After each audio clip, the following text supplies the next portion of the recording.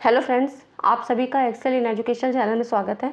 Friends, आज की इस वीडियो में हम लोग प्रैक्टिस सेट को सॉल्व करेंगे। ठीक है, practice set net paper first के लिए है और इसी तरह से सेकंड पेपर एजुकेशन के लिए भी मैं तैयारी आपकी करवाऊंगी। उसमें जो इम्पोर्टेंट टॉपिक्स हैं उनको हम कवर करेंगे। ठीक है, तो आज की इस पेपर में, आज की इस वीडियो में हम लोग पेपर फर्स्ट को करेंगे और यहाँ आपके 50 क्वेश्चन हैं, तो आप लोग कॉम्प्रिहेंशन भी देख लेंगे कैसे करना है। ठीक है, बाकी क्वेश्चंस भी देखिए कि किस तरह से फ्रेम किए जाते हैं और आपके जो एग्ज़ाम में ऐसे ही क्वेश्चन पूछे जाते हैं, क्योंकि टॉपिक और आपके जो भी यूनिट्स हैं वो तो वही हैं जो सिलेबस में हैं और हर बार क्वेश्चन वहीं से बनते हैं, लेकिन क्वेश्चंस के फॉर्म चेंज कर दिए जाते हैं। ठीक है, तो आज हम लोग देखते हैं। यहाँ पर देखिए, और हाँ फ्रेंड्स, अभी तक चैनल को सब्सक्राइब नहीं किया तो सब्सक्राइब ज़रूर कर लें और वीडियो पूरा देखिएगा। पसंद आने पे लाइक एंड शेयर ज़रूर किया करिए। टेलीग्राम चैनल को भी ज्वाइन कर लीजिए, वहाँ पर इसकी PDF मैं दे दूँगी। ठीक है, यहाँ पर देखिए, identify the characteristic and basic requirements of reflective level teaching in the following list of statement. अब आपको यहाँ पर देखिए, यहाँ पर ये पढ़ने हैं। ठीक है, अब इसमें पूछ रहा है कि रिफ्लेक्टिव लेवल की बात कर रहा है, तो इसमें कौन कौन से ऑप्शन आपके, आप यहाँ पे पढ़ लीजिए, पॉज करके आप लोग पढ़िए, मैं आपको सही ऑप्शन बताती चलती हूँ। ठीक है, आप लोग अपना पढ़िए। तो यहाँ देखिए, इसमें जो थर्ड ऑप्शन कह रहा है रिफ्लेक्टिव लेवल की, क्योंकि बात कह रहा है ना, 3 लेवल आपने पढ़े हैं, तो उसमें रिफ्लेक्टिव लेवल में क्या होता है, समस्याओं के संभावित तार्किक समाधान प्राप्त करने के उद्देश्य से मुद्दों को विचारार्थ उठाया जाता है और उन पर चर्चा की जाती है।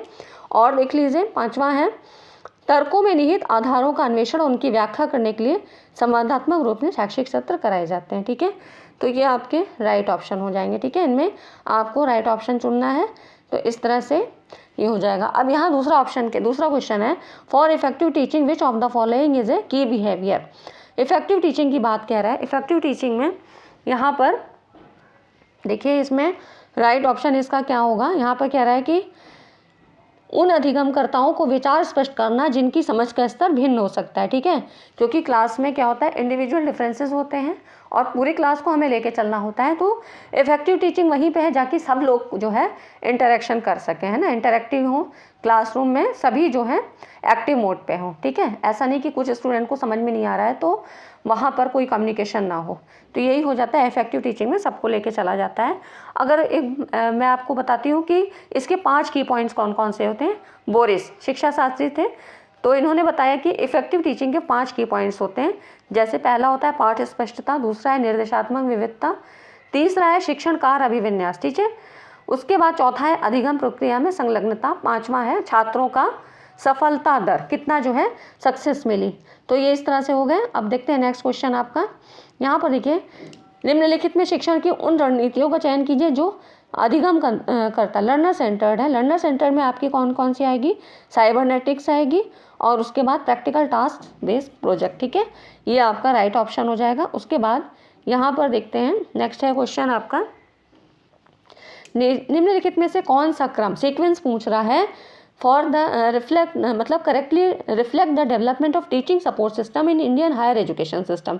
हायर एजुकेशन सिस्टम में कौन सा क्रम शिक्षण समर्थन प्रणाली के विकास को, सीक्वेंस को आपको बताना है। इस तरह से क्वेश्चन काफ़ी पूछे जाते हैं जो कि थोड़ा सा प्रेजेंस ऑफ माइंड के ऊपर होते हैं। ठीक है, तो यहाँ पर देखिए, सबसे अगर हम प्राचीन समय की बात करें तो उस समय क्या शिक्षा पद्धति थी, उस समय मौखिक रूप से पढ़ाया जाता था। तो आपका सबसे पहले क्या होना चाहिए, ओरल होना चाहिए। अब ओरल किस उसमें सीक्वेंस में आ रहा है, यहाँ पर रेफरेंस यहाँ देखिए, इसमें किस में आ रहा है, तो यहाँ देखिए ये तो कट जाएगा क्योंकि पहले ऑडियो विजुअल आ रहा है और आपका ICT बेस्ड, ICT तो सबसे बाद में आया था, विजुअल भी नहीं है, तो ये आपका राइट ऑप्शन बी हो जाएगा। इसमें सबसे पहले ओरल आता है, उसके बाद यहाँ पर देखिए ओरल है ना, कार्णिक मौखिक कह रहा है। ठीक है, कानों के द्वारा सुना हुआ है ना, श्रुति जिसको बोलते थे, विजुअल, फिर ऑडियो विजुअल है, फिर ICT है। ठीक है, तो ये ऑप्शन सही हो जाएंगे। नेक्स्ट है, in which of the following evaluation system evaluation occurs informally during learning. Learning के दौरान कौन सा इवेल्युएशन हमारे यहाँ होता है, तो इस समय क्या होता है, फॉर्मेटिव इवेल्युएशन होता है। समेटिव कब होता है, लास्ट में होता है। कंप्यूटर बेस्ड आप जानते ही हैं, और choice based credit system CBCS भी आपको पता है। ठीक है, तो यहाँ पर अब दूसरा है, नेक्स्ट है, कंप्यूटर मेमोरी के साइज़ पे विचार करें और सही असेंडिंग ऑर्डर में उनको लगाना है। तो सबसे पहले क्या होता है, सबसे पहले अगर हम इसकी बात करें तो इस ऑप्शन को देखते हुए क्या होना चाहिए, किलोबाइट होना चाहिए। किलोबाइट सी ऑप्शन किस में आ रहा है, इस वाले में है किलोबाइट, फिर मेगाबाइट, फिर गीगाबाइट, फिर टेराबाइट है, ठीक है। तो इस तरह से ये हो जाता है। और उसके बाद नेक्स्ट है आपका, यहाँ पर हम खाली क्वेश्चन को यहाँ पे देख रहे हैं, ठीक है। बाकी जो डिटेल एक्सप्लेनेशन है वो मैं आपको एग्जाम जो PY क्यूज़ करा रही हूँ तो उसमें आपको मैं दे रही हूँ, ठीक है। यहाँ पर देखिए, निम्नलिखित में से कौन से प्रभावी अंतर सांस्कृतिक संप्रेषण में योगदान करते हैं? Which contribute to effective cross culture communication. तो इसमें देखिए क्विक फ्लो ये तो नहीं होगा, और यूज़ ऑफ फॉरेन वर्ड ये भी नहीं होगा, ठीक है। क्या होगा? सिलेक्शन ऑफ सिंपल वर्ड होगा, टेकिंग टर्न्स टू स्पीक, ठीक है। तो ये सारी चीज़ें आपकी। और नेक्स्ट है आपका क्या? मेंटेनेंस ऑफ इटिक्वेट, ठीक है, शिष्टाचार को बनाए रखना। तो ये आपके ऑप्शन इसके अंतर्गत आ गए। अब NSQF के बारे में पूछ रहा है, national skills qualification framework, NSQF the level and competency is equivalent to, ये किसके मतलब जो 8वां लेवल है वो किसके समतुल्य है? इसमें 1 से 10 लेवल तक बताए गए। NSQF से क्वेश्चन काफ़ी बार पूछे गए, PYQs में भी आपके मैंने बताए हैं। तो वहाँ पर देखिए 1 से 10 तक इनको बांटा गया है, और जो लेवल 8 है यहाँ पे ऑनर्स डिग्री के इक्वल बात करता है, ठीक है। यहाँ पर ये ऑनर्स डिग्री के लिए बात करता है। तो इसका राइट ऑप्शन ये हो जाएगा। यहाँ पर देखिए, identify the features of understanding level teaching from the following, बोध स्तर शिक्षण की जो है बात कर रहा है कि कौन कौन से इसमें फीचर्स आते हैं। तो बोध स्तर में अगर हम बात करें तो देखिए यहाँ पर है बी ऑप्शन, साधारण छात्रों के संबंध को देखने और तथ्य के उपकरण रूप में अनुप्रयोग में सहायता देने के लिए समर्पित होता है। और उसके बाद यहाँ पर डी ऑप्शन इधर दिया हुआ है आपका, ये विचारों तथ्यों के संप्रतिकरण की चेष्टा करता है, ठीक है। तो बी और डी ऑप्शन यहाँ पर सही है। आपके एग्जाम में 3 और 4 दूसरे भी और ऑप्शन भी हो सकते हैं, ठीक है। अब यहाँ पे देखिए रीजनिंग का क्वेश्चन है, इसका मैं आपको हिंट दे देती हूँ, फिर आप करिएगा। यहाँ पर देखिए, यदि परसों वर्तमान महीने का 13वां दिन और 31 दिन वाले विगत मतलब क्या रहा है? लास्ट, है ना। तो लास्ट मंथ जो था 31 डेज का था, मतलब 31 दिन का था। तो ये विगत महीने का तीसरा दिन मंगलवार था। आप ये समझ लीजिए, इसको ऐसे जोड़िए कि तीसरा दिन मंगलवार कह रहा है। तो इस तरह से आप एक एक हफ्ते का क्रम बना लीजिए, 3, 7, 10, 10, 7 फिर 17, इस तरह से 3, 10, 17, फिर 7 और जोड़ा 24, है ना, फिर 7, 31। तो लास्ट क्या पड़ेगा? मंगल, है ना। अब कह रहा है परसों वर्तमान महीने का 13वां दिन था। तो आज कौन सा दिन है? परसों की बात कह रहा है, मतलब जो अब दूसरा महीना लग गया तो दूसरे महीने की जो पहली तारीख होगी वो क्या पड़ेगी आपकी? बुधवार पड़ेगी, है ना, क्योंकि 31 को तो लास्ट पड़ रहा है। तो आपका क्या पड़ेगा? बुध। अब बुधवार को ऐसे एक एक हफ्ते में डिवाइड कर लीजिए तो बस आपका निकल आएगा, ठीक है। तो इस तरह से ये आप लोग खुद करके देखिएगा, ये आप लोगों के लिए, ठीक है, होमवर्क इसको करिएगा। मैंने आपको इतना हिंट बता दिया है, और मैं आपको एक वीडियो इस पर भी दूंगी जो आपको मतलब ट्रिक के साथ बताऊंगी कि आपको कैसे सॉल्व करना चाहिए, ठीक। उसके बाद देखिए, it is preferable to start the classroom communication with, किसके साथ क्लासरूम कम्युनिकेशन करना बेहतर होता है? तो यहाँ पर देखिए, किसके साथ बात करना? लिसनिंग कमांड्स नहीं, अनरिलेटेड क्वेश्चंस बिल्कुल भी नहीं होगा, और कॉजल कमेंट्स नहीं, अनौपचारिक टिप्पणियों के द्वारा नहीं, ये एनेक्डोट्स के द्वारा होता है, ठीक है। यहाँ पर इसके अंतर्गत एक प्रोसेस है, मतलब एक विधि है जिसके अंतर्गत कहानी कुछ ऐसे व्याख्या बताकर यहाँ पे क्वेश्चन किया जाता है, ठीक है। तो ये जो है स्किल ज़्यादा अच्छी होती है, एक स्ट्रेटजी होती है। अब देखिए नेक्स्ट है, a good classroom talk should help develop, एक उत्तम कक्षागत वार्ता किसे विकसित करने में सहायक होनी चाहिए? किसको? तो यहाँ पर क्लासरूम टॉक की बात हो रही है। तो यहाँ पे कह रहा है विशिष्ट शब्दावली युक्त भाषा, या वृहत आलोचना, या क्या कह रहा है, समरी सेंटेंस, या टेक्नोलॉजी ओरिएंटेशन। तो नहीं, किसी भी आप स्पेसिफिक चीज़ को यहाँ पर नहीं कर सकते हो। यहाँ पर समरी बेस जो होगा वो जो है अच्छी होती है, ठीक है। उसके बाद एक good written communication will have, एक उत्तम लिखित संप्रेषण में क्या चीज़ें होंगी? तो क्या लॉन्ग सेंटेंस होंगे? नहीं होंगे। एन इंटेंडेड पर्पस तो होना चाहिए। कॉम्प्लेक्स बिगनिंग नहीं, जटिल शुरुआत भी नहीं होना चाहिए। ये मानना कि दूसरे लोग अपने वास्तविक ज्ञान से कहीं अधिक जानते हैं, नहीं। यहाँ पर जो पहला ऑप्शन है यही सही होगा, ठीक है। एक पर्पस होना चाहिए, तब आप गुड रिटन कम्युनिकेशन कर सकते हो, ठीक है। अब यहाँ पे देखिए, dynamics of efficient communication in a classroom includes, कक्षा में कुशल संप्रेषण की विशेषताओं में शामिल है। अब इसमें कौन कौन सी चीज़ें होंगी? देखिए यहाँ पर आपको कह रहा है कि देखिए डायनामिक्स ऑफ एफिशिएंट कम्युनिकेशन, ठीक है। तो क्या टीचर सेंट्रिक? तो नहीं, टीचर सेंट्रिक होगा तो टीचर ही एक्टिव होगा। प्रमोशन ऑफ वन वे जो है एक्शन, नहीं, ये भी नहीं होगा, है ना। उसके बाद हम बात करते हैं, तीसरा कह रहा है विद्यार्थियों की अंतर्बाधा को नज़रअंदाज, तो नहीं, हम विद्यार्थियों को इग्नोर भी नहीं कर सकते हैं, ठीक है। उसके बाद चौथा ऑप्शन कह रहा है, इसमें आइए यहाँ पे कह रहा है balancing interactive and static elements, ठीक है, हाँ ये सही है। और उसके बाद ब्रेन स्टॉर्मिंग, ठीक है, अंडरस्टैंडिंग लर्नर सोशियोमेट्री। अब आप ये देख रहे हैं यहाँ पर सोशियोमेट्री, ये शब्द क्या कहता है? सोशियोमेट्री क्या होता है? Sociometry is a quantity method for measuring social relationship. जहाँ पे सोशल रिलेशन की बात होती है वो आपका समाज हो सकता है, समूह हो सकता है, या कोई क्लासरूम हो सकती है। वहाँ पर जब सामाजिक संबंधों की बात आती है तब सोशियोमेट्री का उपयोग किया जाता है, ठीक है। और इससे भी क्वेश्चन कई बार बनते हैं, कई बार तो इनके प्रतिपादक ही पूछ ले जाते हैं कि किन्होंने इस थ्योरी को डेवलप किया था, तो उनका नाम है J.L. मोरेनो, ठीक है। ये एक साइकोथेरेपिस्ट है जिन्होंने इस मेमोरी को डेवलप किया था, ठीक है। तो ये हो गया, ये आपका इवेल्यूएशन में आता है, ठीक है। तो इस तरह से ये हो गया सोशियोमेट्री के बारे में। तो आप यहाँ से राइट ऑप्शन आप यहाँ पर चेक कर लीजिए, ठीक है। अब देखिए असर्शन रीजन का क्वेश्चन है। असर्शन कह रहा है संप्रेषण की प्रभावशीलता के लिए प्रत्येक विद्यार्थी को आवश्यक रूप से साझा उद्देश्य का परिणाम माना जाना चाहिए। तो यहाँ पर ये कह रहा है कि प्रभावशीलता के लिए प्रत्येक विद्यार्थी को, तो हाँ बिल्कुल सही बात है। अगर स्टूडेंट ही नहीं एक्टिव होगा तो कैसे, किस बात का जो है इफेक्टिव कम्युनिकेशन, है ना। तो यहाँ पर तो बिल्कुल कह रहा है कि प्रोडक्ट ऑफ कॉमन कॉज, है ना, सही है। दूसरा कह रहा है, देखिए अब यहाँ पर ऑप्शन भी दिए। दूसरा रीज़न कह रहा है आमतौर पर प्रभावी शिक्षक अधिगमकर्ताओं के साथ संप्रेषण होते उनकी सामान्य विशेषताओं की पहचान करने का प्रयास करते हैं, तो ये भी सही है, ठीक है। तो बोथ ए एंड आर जो है आर ट्रू एंड आर जो है सही एक्सप्लेन कर रहा है को, ठीक है। तो ये इसका सही ऑप्शन हो गया, क्योंकि जब कम्युनिकेशन होगा तभी तो उन बच्चों की भी जो है हम डिफरेंसेस को पहचान पाते हैं, उनकी प्रॉब्लम को भी पहचान पाते हैं, और उसी के हिसाब से क्लासरूम कम्युनिकेशन को हम डिसाइड करते हैं, ठीक है। तो ये हो गया। अब देखिए यहाँ पर रीजनिंग का ये क्वेश्चन है, इसमें बहुत ही ईजी है, इसी तरह के क्वेश्चन आते हैं और आपको छोड़ नहीं देना है, बस प्रैक्टिस बनाए रखना है, ठीक है। तो इस तरह से यहाँ आपको ये प्रैक्टिस सेट मिलता रहेगा। अब देखिए यूनिवर्सल को बिल्कुल देखिए इसके अपोजिट लिख दिया गया है, यूनिवर्सल ऐसे लिखा है, अब उसके बाद इसको इस तरफ से लिख दिया गया है। उसी तरह इसको कॉमर्शियल को आपको लिख देना है, पलट के लिख देना है, ठीक है। तो ये हो गया आपका, इस तरह से क्वेश्चन हो जाएगा। अब देखिए यहाँ पे ये मैथ्स का क्वेश्चन है। मैथ्स के लिए मैं आपको जब मैं बता दूंगी कुछ जो है की पॉइंट्स, तब मैं आपको करवा दूंगी, ठीक है। तो आप लोग अभी चाहते हैं तो पॉज करके कर सकते हैं, क्योंकि यहाँ पर बहुत ज़्यादा करते नहीं बनेगा मुझे, इसलिए अभी मैथ्स के नहीं करेंगे, मैं आपको हिंट दे देती हूँ। अब देखिए यहाँ पर नेक्स्ट क्वेश्चन, एक पुरुष बी है, ठीक है, उसकी एकमात्र बहन क्या है? ए है। अब यहाँ पर देखिए पुरुष यहाँ पर बी है, ठीक है, इसकी बहन कौन है? ए है ना। तो इस तरह से बहन हुई, और बी के पिता का, बी का फादर है ना, पिता का नाती सी है।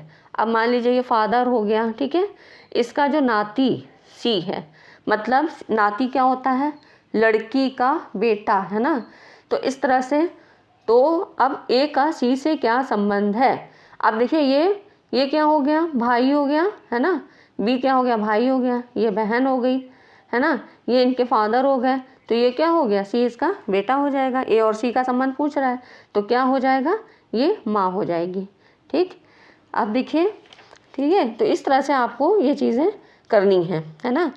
अब देखिए हम मैथ्स के सवाल मैं बाद में आपको करवाऊंगी, और आप चाहें तो पॉज करके कर सकते हैं।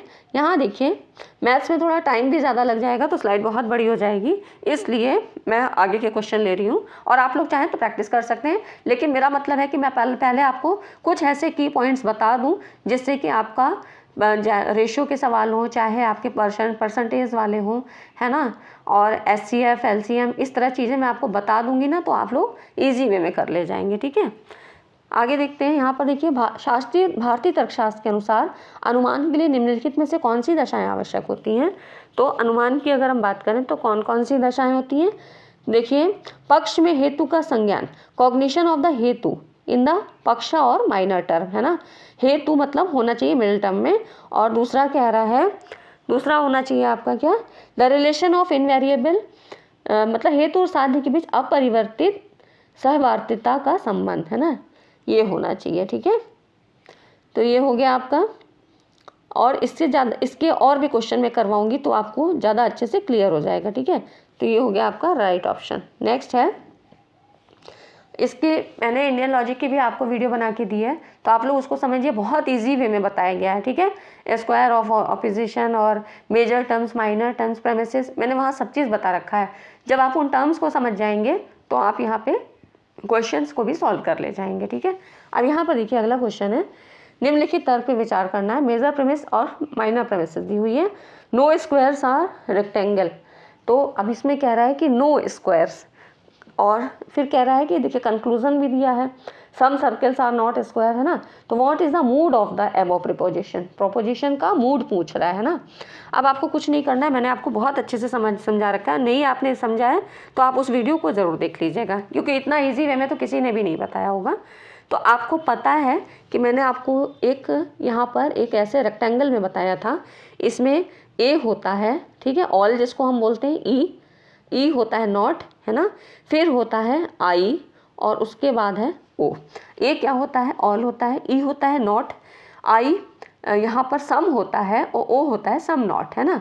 तो अब कह रहा है नो स्क्वायर्स आर रेक्टेंगल, तो नो मतलब कह रहा है तो हम इसको ई लिख देंगे, ठीक है, ये ई हो गया आपका, ठीक। उसके बाद all rectangles are circle, all की बात कौन करता है, ए करता है। उसके बाद some circles are not square, some not का बात कह रहा है ना। यहाँ पर देखिए सम भी आ रहा है, नॉट भी आ रहा है, तो ये आपका ओ ऑप्शन हुआ। बहुत इजी सवाल है, तो ये हो गया आपका ई ए ओ, है ना। ये हो जाएगा आपका, ये वाला ऑप्शन सही हो जाएगा, ठीक है। इस फिगर को ज़रूर याद रखिएगा। अभी इसी में और रिलेशन बनता है, तो यहाँ पर आपका ये कॉन्ट्राडिक्टरी हो जाता है, यहाँ पर कॉन्ट्रेरी हो जाता है, ठीक है।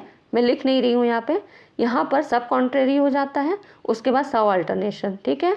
उस वीडियो को ना देखा हो तो आप लोग देख लीजिए, क्योंकि स्क्वायर ऑफ ऑपोजिशन से और बाकी जो है यहाँ पे लॉजिकल रीजनिंग से सवाल आते ज़रूर हैं। 4-5 सवाल तो आपको मिलेंगे, और ये ज़रूरी नहीं है कि हर यूनिट से 5 ही सवाल आए, किसी से 6-7 भी आ जाते हैं, किसी से 2 ही 3 रहते हैं, ठीक है। तो कहीं पर भी आपको छोड़ना नहीं है ना, बहुत ईजी होते हैं, एक बार बेसिक कॉन्सेप्ट क्लियर कर लीजिए, ठीक है। Some animals are not harmful is an example of which of the following types of proposition. अब देखिए बहुत ही ईजी है, आराम से 2 नंबर आपके होंगे अगर इस तरह के सवाल भी आते हैं, क्योंकि ऐसा नहीं कि सारे सवाल ही हार्ड होते हैं, मिला जुला रूप होता है। तो जिसने बहुत अच्छी, अब देखिए अगर हार्ड है तो वो सभी के लिए हार्ड होगा, लेकिन कुछ बेसिक सवाल तो हमें कर ही लेने चाहिए, है ना। तो यहाँ पर देखिए इसमें कह रहा है कुछ पशु हानिकारक नहीं है, सम और नॉट आ रहा है ना। तो ये किस में आ जाएगा आपका, यूनिवर्सल नेगेटिव तो नहीं होगा, क्योंकि सम की बात कह रहा है, तो ये किस में आएगा, पर्टिकुलर नेगेटिव की बात, ठीक है। ऐसे ही बहुत सारे टर्म्स मैंने उस वीडियो में बता रखे हैं, तो आप लोग उसको ज़रूर देख लें। कह रहा है निम्नलिखित तर्क में कौन सा तर्क दोष है। मिस्टर एक्स ने जो कहा उसमें वो गलत है, क्योंकि वो स्वभाव से अनुशासनहीन है। तो अब देखिए यहाँ पे किसकी बात कह रहा है, अनुशासनहीन की, है ना, कैरेक्टर की बात कह रहा है। तो इसमें कौन सी फैलेसी आएगी, तो इसमें आ जाएगी आपकी एड होमिनेम, ठीक है। ये वाली फैलेसीज होती है। ये तर्क दोष तब होता है जब आप किसी व्यक्ति के तर्क पर ध्यान न देकर व्यक्तित्व पर, उसकी पर्सनैलिटी पर ध्यान देते हैं, जैसे कि यहाँ पे अनुशासनहीनता के बारे में बताया जा रहा है, ठीक है। फैलेसीज के बारे में मैं आपको एक बहुत अच्छा वीडियो दूंगी जिसमें आपको पूरा टू द पॉइंट आपको समझाया रहेगा, तो वहाँ पे आप उसको देख लीजिएगा, सारी चीज़ें आपकी क्लियर हो जाएंगी, ठीक है। स्क्वायर ऑफ ऑपोजिशन और लॉजिकल रीजनिंग के जो भी हैं वो आप टर्म्स जरूर देख लीजिए। उसके बाद देखिए निम्नलिखित तर्क वाक्य पर विचार करना है। अब वही चीज़ रिलेशन के आधार पर पूछ लिया, कोई टेलीविज़न कंप्यूटर नहीं होता है, नो टेलीविज़न। तो यहाँ पर किसकी बात कर रहा है, नो टीवी मतलब ईवी, जो ई आएगा, ठीक है। यहाँ पर कौन सा एलिमेंट आएगा, ई आएगा। सम टेलीविज़न आर नॉट कंप्यूटर, तो सम नॉट की बात कह रहा है, इसमें आपका ओ, ठीक है, AEIO वाला स्क्वायर ज़रूर याद रखिएगा। अब इसमें कह रहा है वही यहाँ पर, जैसे ये मैंने आपको बताया कि ये आपका ए, फिर से ई, है ना, फिर आई और ओ, बस ये आपका ऑल हो गया, ये नॉट हो जाता है, इसमें सम आ जाता है, ये सम नॉट हो जाता है, ठीक है। अब ये आपका यहाँ पर देखिए इनको हमने ऐसे मिलाया, तो यहाँ पर ए और ई के बीच क्या बनता है, कॉन्ट्रेरी बनता है। यहाँ पे आई और ओ के बीच क्या बनता है, सब कॉन्ट्रेरी बनता है। और ई ओ और ए और आई के बीच जो बनता है सब अल्टरनेशन, और इनके बीच में कॉन्ट्राडिक्टरी, ठीक है, कॉन्ट्राडिक्टरी। तो अब आप कर सकते हैं, है ना, बहुत ज़्यादा क्लियर तो नहीं लिखा है यहाँ पे, लेकिन कोई बात नहीं, मैंने क्योंकि बता रखा है। अब यहाँ पर देखिए इसमें क्या है, स्क्वायर ऑफ ऑपोजिशन के अनुसार उपरोक्त विरोध को क्या कहा जाता है ना। तो अगर हम विरोध की बात करें तो देखिए यहाँ पर ई और ओ को मिलाने वाला क्या बनता है, ई और ओ। यहाँ आप देख रहे हैं ये चीज़ जो है ना, ये वाली जो लाइन है ये ए और ई और ओ के बीच, तो इसको कहते हैं सब अल्टरेशन। तो यही तो होगा आपका, है ना, ये ऑप्शन सही हो गया। बस कुछ चीज़ें आप जो है ध्यान से पढ़ लीजिए, कुछ भी नहीं आपका गलत होने वाला है, ठीक है। ये हो गया। अब देखते हैं उसके बाद यहाँ पर, ये तो आपका 26 से 30 तक आपके मैथ्स वाले सवाल है ना, तो इसको रहने दीजिए। अब यहाँ देखिए उसके बाद हम ये करते हैं 31। यहाँ पे कह रहा है संख्या प्रणाली के तहत कंप्यूटर में डाटा प्रतिरूपण के लिए 2 संख्याओं का प्रयोग किया जाता है। तो 2 संख्याओं को आपका पता ही है कि बाइनरी डिजिट का करते हैं, है ना, बाइनरी का यूज़ करते हैं 0 1। Satellite communication works through, satellite communication किसके थ्रू करता है, तो यहाँ पर देखिए ये करता है आपका ट्रांसपॉन्डर के थ्रू, ठीक है। इससे भी सवाल कई बार पूछा गया है। सैटेलाइट में क्या होता है कि सैटेलाइट कम्युनिकेशन में आपको पता है कि रेडियो वेव्स यूज़ होती हैं, है ना, जिसमें हाई फ्रिक्वेंसी जो है वेव्स होती हैं ये, तो इसमें ट्रांसपॉन्डर्स के माध्यम से सिग्नल को प्राप्त किया जाता है, ठीक है। अब यहाँ देखिए विच of the following is the binary equivalent of the decimal number 35। अब इसको मैं आपको बता देती हूँ, आप करिएगा। देखिए 35 को जब हम कन्वर्ट करते हैं तो जैसे 35 है, इसको 2 से करिए तो यहाँ पर 17 है ना, 2 मतलब 17 दूनी 34 होता है। तो अब आपका यहाँ पर कितना, एक रिमाइंडर बचा, इसको यहाँ पर हम लिख देते हैं 1। 2 8 16, ठीक है। यहाँ पर तो इसमें भी कितना बचा 1, ठीक है। फिर 2 चौके 8, तो यहाँ 0 हो गया, है ना। फिर इस तरह से 2 दूनी 4, तो ये 0 हो गया, और 2 कम 2, तो 1 बचा, है ना। तो अब ये आपका कितना हो जाएगा, अब इस तरह से हम इसको ऐसे यहाँ पर लिख लेते हैं, ठीक है। तो 1 0 और 1 0 0, और आपका यहाँ पर देखिए ये हो जाएगा इस तरह से 1 0 0 0 1 1, ठीक है। तो ये हो जाता है आपका, ऐसे सॉल्व करिएगा, ठीक है। अब देखिए यहाँ पर उसके बाद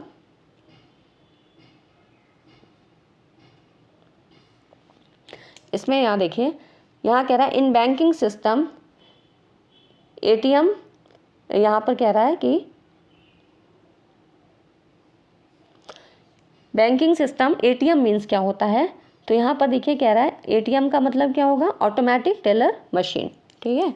ये हो जाएगा आपका ऑटोमेटिक टेलर मशीन, इसका फुल फॉर्म है। अब उसके बाद इन आईटी एक्ट, इसकी बात कह रहा है which section deals with punishment for cyber terrorism. यहाँ पर 2000 आईटी अधिनियम 2000 में साइबर आतंकवाद के लिए दंड का प्रावधान किस धारा में किया गया है, तो ये आपका, इसको सीधा से याद कर लीजिए। यहाँ पे काफ़ी क्वेश्चन इससे पूछे जाते हैं 66F के बीच, ठीक है, उससे संबंधित होता है। अब यहाँ पर देखिए कह रहा है क्लीन डेवलपमेंट मैकेनिज्म निम्नलिखित में किस अंतर्राष्ट्रीय समझौते में पहली बार प्रारंभ किया गया था, तो ये आपका किया गया था क्योटो प्रोटोकॉल में, ठीक है। जो भी प्रोटोकॉल्स हैं उनके बारे में मैंने वीडियो बना रखी, क्योंकि यहाँ से एक क्वेश्चन आता ज़रूर है। तो उसमें यहाँ पर जो है उत्सर्जन में कमी लाने वाली परियोजनाओं को लागू करने की यहाँ पर अनुमति मांगी गई थी, जो प्रमाणित उत्सर्जन कटौती की इकाइयों को उत्पन्न करता है, जिससे कि उत्सर्जन व्यापार योजनाओं का कारोबार किया जाता है, ठीक है। इमिशन को जो है यहाँ पे रोकने की बात की गई थी। तो क्योटो उत्सर्जन में कमी लाने वाली परियोजना है मतलब, तो इस तरह से क्योटो प्रोटोकॉल की बात होती है यहाँ पर।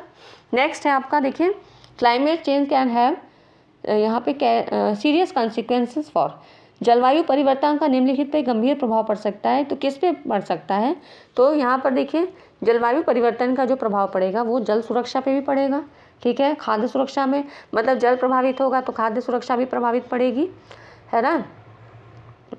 और उसके बाद यहाँ पर फिर क्या होगा, तटीय क्षेत्रों का क्षरण होगा, एरोजन ऑफ कोस्टल जोन, क्योंकि मतलब इससे ये होगा कि ग्लेशियर पिघलेंगे, क्योंकि जलवायु परिवर्तन हो रहा है, हीट हो रही है, और वाटर सिक्योरिटी भी खतरे में है। तो उसके बाद क्या होगा, ग्लेशियर्स पिघलेंगे, तो यहाँ तटीय क्षेत्रों का भी क्षरण होगा, तो ये भी होगा। उसके बाद आपका इस तरह से ये क्या होगा, ये सारे जो है चीज़ें इसके अंतर्गत आएंगी। तो इसमें देख लीजिए आप ऑप्शन कौन सा है, ये वाला सही होगा, ठीक है। तो ये सारी चीज़ें, मतलब जलवायु परिवर्तन का अगर हम बात करें तो जल सुरक्षा, खाद्य सुरक्षा और तटीय क्षेत्र के क्षरण पर गंभीर प्रभाव पड़ सकता है ना। अगर तटीय क्षेत्रों पे ऐसे पड़ेगा कि जलवायु परिवर्तन के कारण ग्लेशियर पिघलेंगे तो तटीय क्षेत्र का जो जल स्तर है वो भी बढ़ जाएगा, है ना। तो इस तरह से वहाँ पर भी दिक्कत आएगी। तो ये चीज़ कह रहा है, ठीक है। उसके बाद नेक्स्ट देखिए, photochemical smog in urban areas is known to cause, photo जो है स्मॉग की बात कह रहा है ना, स्मॉग। तो इसमें यहाँ पर क्या चीज़ें आपकी जो है प्रभावी होंगी, क्या क्या परिणाम होंगे धूम्र कोहरे की वजह से, तो कौन कौन सी, तो ये पॉल्यूशन का जो है आपका क्वेश्चन है। इसमें देखिए क्या क्या चीज़ें हो सकती हैं। अगर हम बात करें तो देखिए रेस्पिरेटरी इफेक्ट होगा, सही है, बिल्कुल बात सही है ना। और उसके बाद आई इरिटेशन होगी, और उसके बाद नोज़ और थ्रोट, फिर रिडक्शन इन विजिबिलिटी। अब कैसे होती चीज़ें, मतलब अगर धूम्र कोहरे की बात करें तो सामान्य घटक ओजोन, नाइट्रिक एसिड और इस तरह से फॉर्मल्डिहाइड, एक्रोलीन और पेरोक्सिटिल, मतलब PAN मतलब इसका एक जो है कंबाइंड फॉर्म होता है। प्रकाश रासायनिक धूम्र कोहरे के कारण गंभीर समस्याएं होती हैं, ठीक है। जैसे कि मालूम है ओजोन और नाइट्रिक ऑक्साइड क्या है, नाक और गले में जलन पैदा करते हैं, और इसकी जो कंसंट्रेशन से क्या होगा, सिर दर्द, छाती में दर्द, गले का शुष्क होना, इस तरह से ये सारी चीज़ें जो थ्रोट की जो प्रॉब्लम है वो सारी हो सकती हैं, ठीक है। तो ये हो गया। पॉल्यूशन से भी बहुत ज़्यादा क्वेश्चन बनते हैं। लैंडस्लाइड्स एरिया, यहाँ पर इसका क्या कारण होता है, तो कोई केमिकल नहीं होता है, हाइड्रोलॉजिकल भी नहीं होता है, यहाँ जियोफिजिकल होता है, ठीक है। यहाँ पर अगर हम बात करें तो ये जियोफिजिकल होता है। क्यों होता है, क्योंकि ग्रेविटेशन फोर्स के कारण यहाँ पे चट्टान और मलबा जो है सब नीचे की आ रहता है, मतलब पृथ्वी पुल करती है ना अपनी, तो इस तरह से यहाँ पे लैंडस्लाइडिंग इसीलिए होती है, ठीक है। In communication interpretation of the message depends, तो ये किस पे डिपेंड करता है, यहाँ पर आप ऑप्शन देख सकते हैं, ये सारे ऑप्शन हैं। तो इसमें किस में सबसे ज़्यादा डिपेंड करता है, क्या स्पीड पे करेगा या नॉइज़ पे करेगा या एफिशिएंसी, तो ये कॉन्टेक्स्ट पे, संदर्भ का मतलब जो कॉन्टेक्स्ट होगा, ठीक है, जो भी उस चीज़ का मतलब जो भी मैसेज है वो किस क्षेत्र से है, उसका संदर्भ क्या है, उसके बैकग्राउंड क्या है, इस चीज़ से होता है। अगर संदर्भ ही नहीं क्लियर होगा, किस पर्सपेक्टिव से बात की जा रही है, क्या उसका रीज़न है, क्या उसका महत्व है, तो अगर वही नहीं बात होगी तो कम्युनिकेशन नहीं किया जा सकता है, तो मतलब व्याख्या नहीं की जा सकती है, ठीक है। अगर वही नहीं ज्ञात होगा तो यहाँ पर व्याख्या नहीं कर सकते हैं। अब दूसरा है द 10th लेवल, मतलब 10th 5-year plan approach paper on higher education focused. अब दूसरा कह रहा है कि जो 10वीं पंचवर्षीय योजना थी इसमें किस जो हायर एजुकेशन में किस पर ज़्यादा जोर दिया गया था, तो ये अंतर्राष्ट्रीयकरण पे, ठीक है। ये सब आपका हायर एजुकेशन का जो हिस्ट्री वाला पोर्शन है वहाँ से आ रहा है, ठीक है क्वेश्चन। तो इसको एक बार आप लोग पढ़ लीजिएगा, वरना मैं आपको सारे जो है क्वेश्चन ऐसे करवा दूंगी जिससे कि आपकी चीज़ें पता लग जाए। अब देखिए यहाँ पर ये करंट का क्वेश्चन आ गया। यहाँ पे कह रहा है अधिकतम महाविद्यालय घनत्व अर्थात 18 से 23, ठीक है, ये एज ग्रुप दिया है। इस समूह में हर प्रति 1 लाख जनसंख्या पर महाविद्यालयों की अधिकतम संख्या किस राज्य में है, ठीक है। तो ये एक रिपोर्ट के थ्रू पता लगा, AISHE रिपोर्ट कहते हैं, all India survey on higher education report 2020-21 की रिपोर्ट अभी आ चुकी है, ठीक है। ये करंट का टॉपिक है आपका। ये जो रिपोर्ट आई है कब आई है, 2020-21 की रिपोर्ट है, और आई कब है, 29 जनवरी और 2023 को, ठीक है, 2023 को जारी की गई है, AISHE, ठीक है। इस तरह से आपको कई रिपोर्ट्स पढ़ना है, NIRF है, AISHE है, ठीक है, और उसके अलावा और भी जितनी यूनिवर्सिटी रैंकिंग वगैरह हैं वो सारी चीज़ें आपको पढ़नी है, ठीक है। तो यहाँ पर क्या है, अधिकतम कॉलेज सघनता की बात करें प्रति 1 लाख जनसंख्या पर कॉलेज की संख्या, तो उसमें से कई तरह के राज्य बताए गए, जिसमें पहले नंबर के पे है आपका कर्नाटक। पहले नंबर पे कौन सा है, कर्नाटक है, ठीक है। यहाँ पर 62 संख्या बता रहा है। फिर उसके बाद तेलंगाना है 53 नंबर पे, केरल 50 है, हिमाचल प्रदेश 50 है, इसी तरह से और भी हैं, ठीक है। तो यहाँ पे सबसे पहले कर्नाटक है। इसी तरह से आपका कोई और भी डाटा पूछा जा सकता है, तो AISHE की रिपोर्ट के हिसाब से ये आपको थोड़ा सा पढ़ना पड़ेगा कि कौन कौन सी चीज़ें पूछी जा सकती हैं या किस तरह से क्वेश्चन बन सकते हैं, ठीक है। ये देखिए UGC care has been set up for promoting, UGC जो है केयर की स्थापना किन किन पहलुओं को प्रोत्साहित करने के लिए की गई थी, तो इसमें क्वालिटी रिसर्च पे बात की गई थी, और उसके बाद आपका आता है एकेडमिक इंटीग्रिटी, उसके बाद आपका है फिर पब्लिकेशन एथिक्स पे भी बात की गई थी। यहाँ पर उच्च शिक्षा की बात करें तो UGC ने यहाँ पर अधिसूचना द्वारा संपूर्ण विषयों पर गुणवत्तापूर्ण जो है पत्रिकाओं की सतत निगरानी और पहचान करने के लिए घोषणा की। इसके लिए इन्होंने आचार नीति सह संघ मतलब केयर की स्थापना की, ठीक है। शैक्षिक और शोध आचार नीति सह संघ की स्थापना की थी, और इसका मुख्य कार्य था भारतीय विश्वविद्यालयों में शोध, जो रिसर्च की क्वालिटी और यहाँ पर उसकी एथिक्स को बढ़ावा देना था। ठीक है, तो ये सारी चीज़ें आपकी इसमें आ गई यूजीसी के। तो यहाँ पे ऑप्शन आप देख सकते हैं।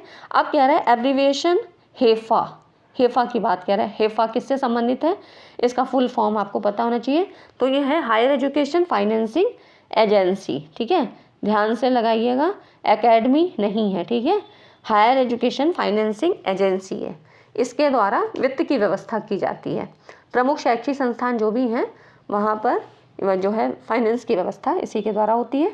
उसके बाद देखिए नेक्स्ट है concept of community college ensures which of the following. सामुदायिक महाविद्यालय की अवधारणा निम्नलिखित में से किनको सुनिश्चित करती है। तो किसको सुनिश्चित करती है, यहाँ पे लाइफ स्किल एंगेजमेंट। ठीक है, सामुदायिक विद्यालय जो है किसकी धारणा थी, ये जो है जितने भी ग्रामीण विद्यार्थी थे ग्रामीण क्षेत्र के लिए थी। तो यहाँ पर ये उच्च शिक्षा प्रणाली में लेटरल एंट्री के लिए, ठीक है, हायर एजुकेशन सिस्टम में लेटरल एंट्री को करती है और उसके बाद ग्रामीण विद्यालयों के लिए शैक्षणिक अवसर। तो ये इससे संबंधित है, तो आप यहाँ पर इसको देख सकते हैं। ठीक है, ये ऑप्शन सही है।